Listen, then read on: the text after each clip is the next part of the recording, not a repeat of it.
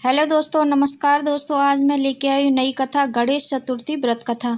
शिव पुराण के अनुसार यह वर्णन है कि एक बार माता पार्वती ने स्नान करने से पूर्व अपनी मैल से एक बालक को उत्पन्न करके उसे अपना द्वारपाल बना दिया। शिवजी ने जब प्रवेश करना चाहा तब बालक ने उन्हें रोक दिया। इस पर शिवगणों ने बालक से भयंकर युद्ध किया, परंतु संग्राम में उसे कोई पराजित नहीं कर सका।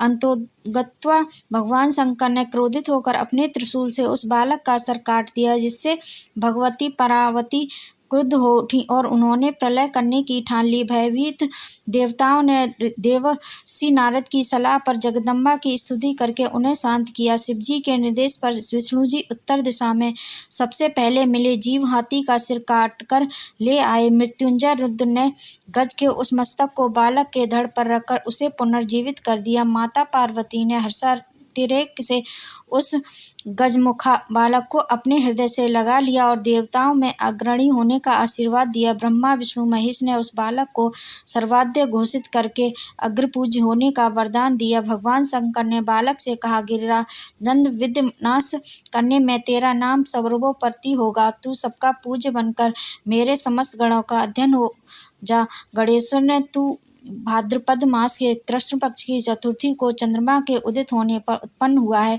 इस तिथि में व्रत करने वाले के सभी विघ्नों का नाश हो जाएगा, उसे सब सिद्धियां प्राप्त होंगी। कृष्ण पक्ष की चतुर्थी की रात्रि में चंद्रोदय के समय गणेश तुम्हारी पूजा करने के पश्चात वृति चंद्रमा को अर्घ्य देकर ब्राह्मण को मिष्टान खिलाएं। तदुपरांत स्वयं भी मीठा भोजन करें।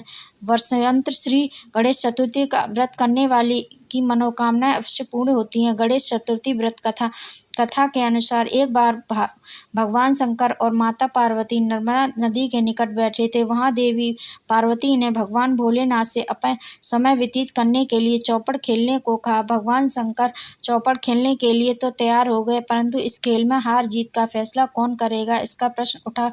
इसके जवाब में भगवान भोलेनाथ ने कुछ तिनके एकत्रित कर उसका पुतला बना दिया। उस पुतले की प्राण प्रतिष्ठा कर दी और पुतले से कहा कि बेटा, हर चौपड़ खेलना चाहते हैं, परंतु हमारी हार जीत का फैसला करने वाला कोई नहीं है, इसलिए तुम बताना कि हम में से कौन हारा और कौन जीता। यह कहने के बाद चौपड़ का खेल शुरू हो गया। खेल 3 बार खेला गया और संयोग से तीनों बार पार्वती जीत गई। खेल के समाप्त होने पर बालक से हार जीत का फैसला करने के लिए कहा गया तो बालक ने महादेव को विजयी बताया।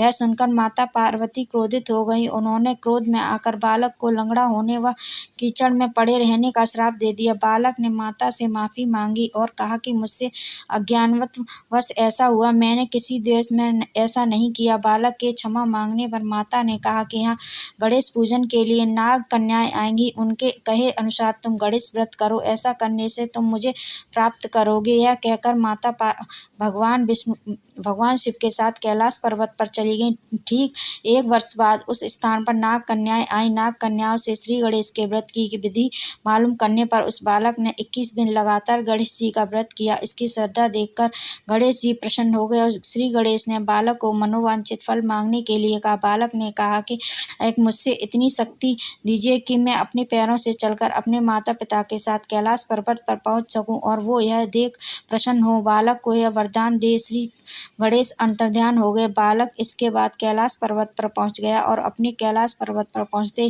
की कथा उसने भगवान महादेव को सुनाई। इस दिन से पार्वती जी शिवजी से विमुख हो गई। देवी के रुष्ट होने पर भगवान शंकर ने भी बालक के बताए अनुसार श्री गणेश का व्रत 21 दिन तक किया। इसके प्रभाव से माता के मन से भगवान भोलेनाथ के लिए जो नजदीकी थी वह समाप्त हो गई। यह व्रत विधि विधान भगवान शंकर ने माता पार्वती को बताया। सुनकर माता पार्वती के मन में भी अपने पुत्र कार्तिक के मिलने की इच्छा जागृत हुई। माता ने भी 21 दिन तक श्री गणेश व्रत किया और दुर्वा पुष्प और लड्डुओं से श्री गणेश की पूजा की। व्रत के 21वें दिन कार्तिकेय स्वयं पार्वती जी से आ मिले। उस दिन से श्री गणेश चतुर्थी का व्रत मनोकामना पूर्ति करने वाला व्रत माना जाता है। अगर आपको ये कथा पसंद आई हो तो लाइक, शेयर एंड सब्सक्राइब जरूर करें। बेल आइकन को भी दबाएं। ऐसे ही मैं नई नई कथा लेके आती रहूंगी। तब तक के लिए धन्यवाद। ओम नमः शिवाय।